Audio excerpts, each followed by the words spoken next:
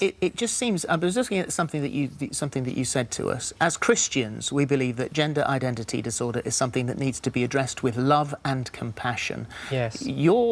From what you've said here, it doesn't appear to be either loving or compassionate, that you want them to bury that and not go to school and be themselves. It's not that. You're putting them in a very vulnerable position in school. What about bullying? What about changing rooms? What happens when they go through puberty?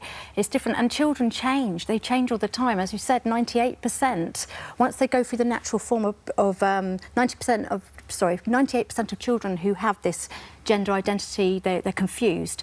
98%, once they go through the natural form of puberty, they're sorted, they're back. And so it seems, you know, this is a massive thing for a child to change their gender. It's a big thing, and it needs to be.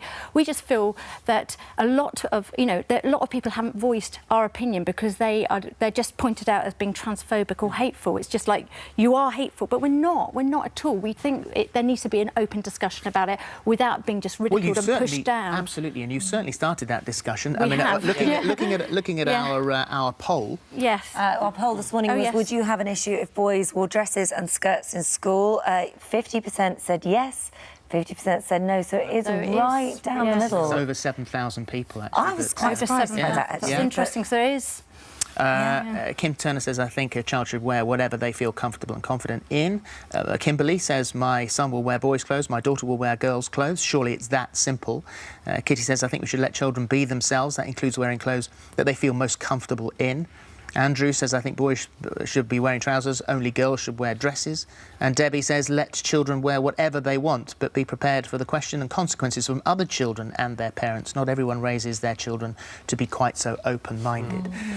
Thank you very much indeed. We should probably read this, because I think you're going to have a bit of a battle on your hands, because you're going to a tribal...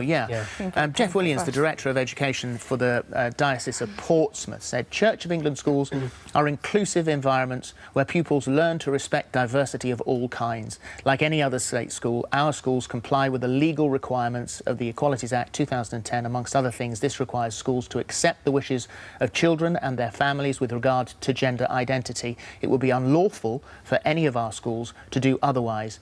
And because our schools have a Christian ethos, we also believe that children of all faith and those with none should all feel equally welcomed, valued and nurtured as children of God within our learning communities.